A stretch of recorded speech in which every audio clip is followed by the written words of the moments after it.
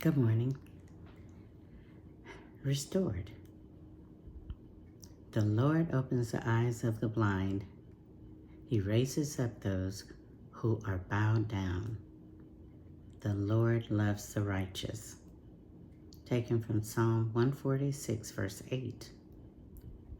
This verse means that God illuminates the minds of the blind and restores their natural sight. It also means that God helps those who are bowed down. This verse was most exactly and literally fulfilled in Jesus Christ when he gave salvation to all of us.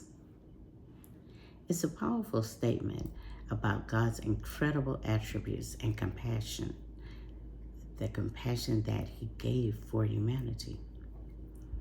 The verse illustrates three significant actions that God performs. First, he opened the eyes of the blind, raised those who are bowed down, and he loves the righteous. Each phrase emphasizes how God is actively involved in the lives of his people, providing both physical and spiritual support. To open eyes of the blind, it's a literal and metaphorical demonstration of God's power. In the physical realm, it signifies healing and restoration. In a spiritual sense, it represents enlightenment and understanding. This means that God can help us see the truth of our situation, his plan for us, and the path that we should take. And as we read the verse, we realize that these miracles reveal a deeper understanding of God's caring nature. God is not distant, but rather he sees our struggles and works to bring clarity and hope. Our God loves to restore life to his creation. When Jesus came to earth, he healed many physical needs. He opened eyes to the truth, he ministered to the poor in spirit, and he restored believers to righteousness. The theme of restoration and renewal of the creation is a central theme in the Bible narrative. It reflects God's redemptive plan for the world. The concept is so woven throughout the scriptures, from the promises of the Old Testament to the visions of the New Testament. It refers to the conceptions and beliefs that are related to the end of the present age of human history, or the world itself. The term encompasses the idea about immortality, rebirth, migration of the soul, and the end of time. Now that was a reference to a term that was, I really can't really pronounce it. I tried to sound it out. So eschatological visions, something like that.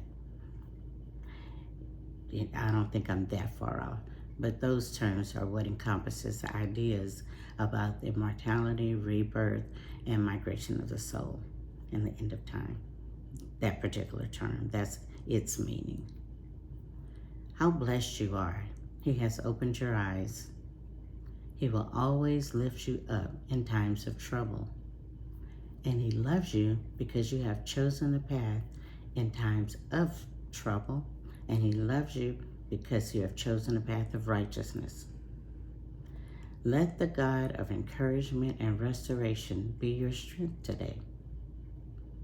We're just called to call on God. It's not that difficult. Realize we can't do it all and utilize his strength. To be blessed is to be granted spiritual favor by God, which results in joy and prosperity.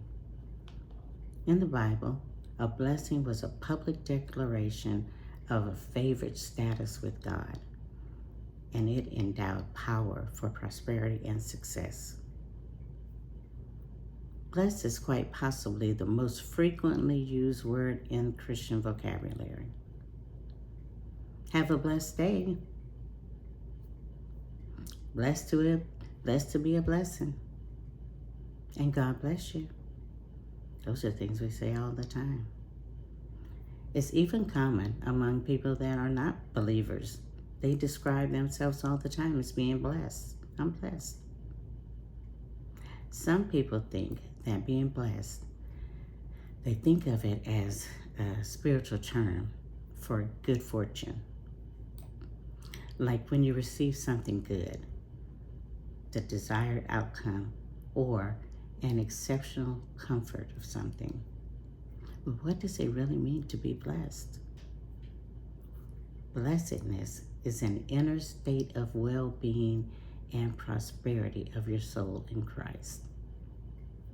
To be blessed by God means to receive good things and favor from Him, which can be manifest in various forms such as forgiveness, healing, and love. It reflects an inner state of well-being and the experience of God's presence in our lives. Additionally, being blessed can apply to both believers and non-believers of God, as God provides blessings to all. Ultimately, it would signify a deeper relationship with God, where one could find strength and growth, even through trials and tribulation. Meaning of restored. It means to bring back to a previous state, or practice, or custom, or situation. Reinstate, to return. It could mean to restore a former condition, place, or position. Bring back into existence, to use, or something like that. To restore something or someone to an earlier good state. To bring back to a former, more desirable condition. To bring back to a state of health, soundness, or vigor. To give back or to make return of anything taken away or lost. It's a lot of meaning to restore it. What needs to be restored in your life today? Finances. Everybody's finances are all over the place, especially right now. I could see that as being something that needs to be restored. Family. Family is so separated and divided right now. Family members aren't even talking. And I say that because family members aren't even talking. Some restoration needs to take place. What about friendships? Have you broken up with a friend over something that really easily could have just been talked about? Worked on? Restored. What about romantic relationships? Was it something so serious, or was it something minor that could have been addressed, dealt with, and restored? What about your community? Do you have a relationship with your community? Or are you like everybody for himself? I don't care to know those neighbors. Hi. That's about it. The extent you go to. I used to live next to someone. She was okay. This story, I'm going to have to stop right here and say it. She was okay. I probably lived in that place for like 35 years. And she knew my name, but she would always be like, hi, neighbor. Hi, neighbor. And that was it. But you know what happened? And I felt honored to do this, but you never know what's going to happen. You never know how things will change, what change will come about in your life. You don't know. So you need to treat people kind and with love. Same neighbor.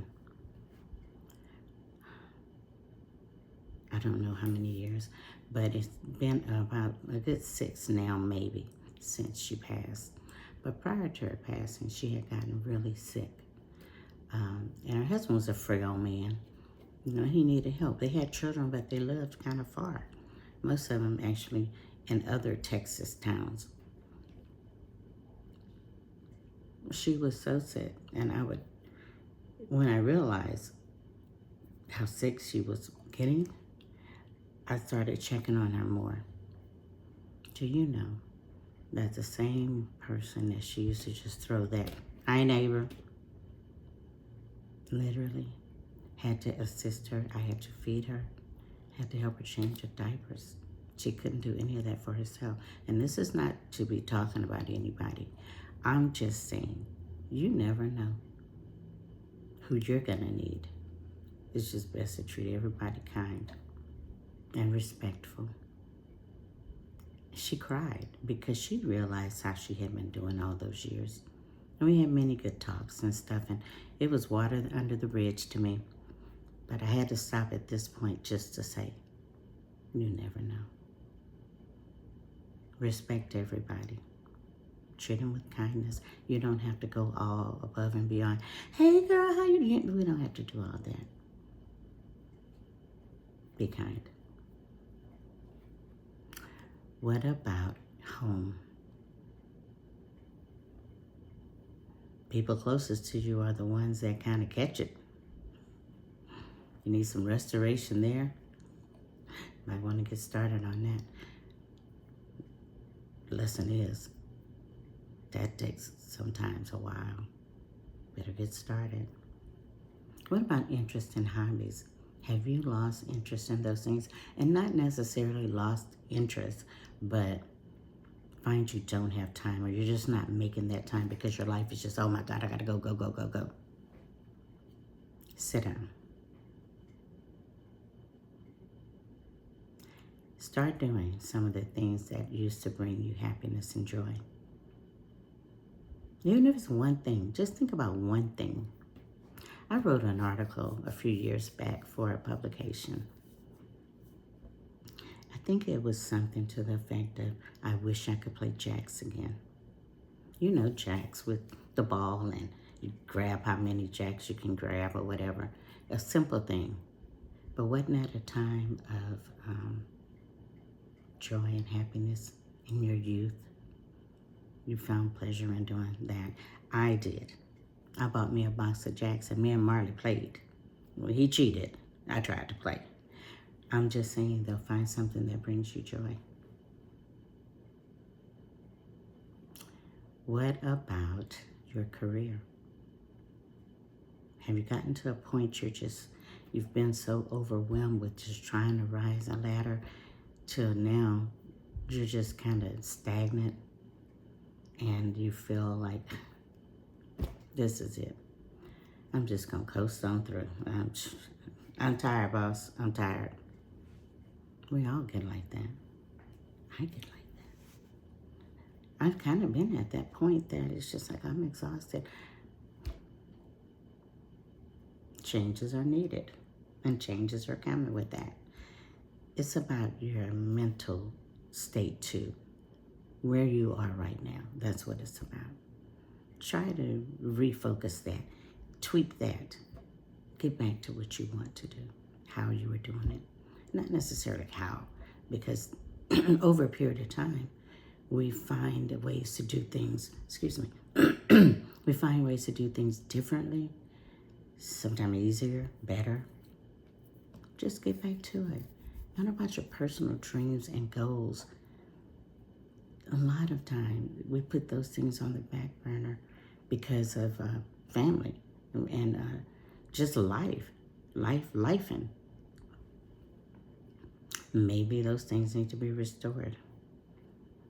Your health and just we never can forget this one. How about restoring your relationship with God?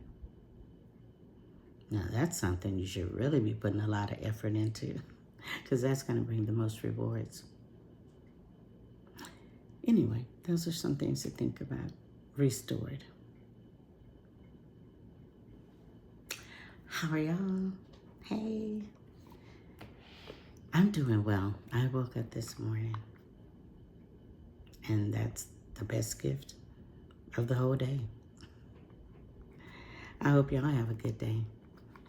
And remember, God is there for all of us, not just certain people.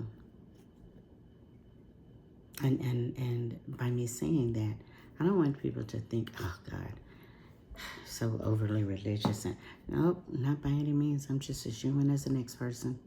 I say it all the time. But we can start simple. Like I've started. I'm just so much calmer than I used to be. I just start trying to treat people. Well, I've always done that. But I treat people just how I want to be treated.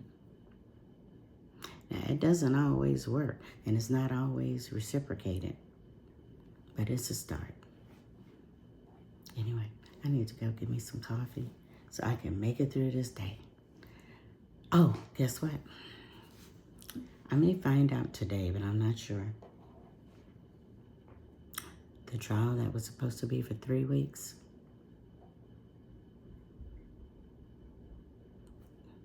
that's that dun dun dun. That's that kind of moment. I don't think we're close to doing that, and this is Wednesday. There may be news on that today. I think that trial is going to go another week or so. I'll let y'all know. Let you know in the video tomorrow if they tell me today. But it's not over yet. I'm exhausted. Okay. One time for the one time. One time for the one time. Hey, one time for the one time. One time for the one time. Hey. One time for the one time. Hey. One time for the one time. What? Oh, Lord, somebody come help me. Send help. Send coffee. That's what you can do. Send coffee. I hope y'all have a great day. And be kind. Don't be mean. Don't be ugly. Don't be putting all them old ugly expressions in your face. Smile.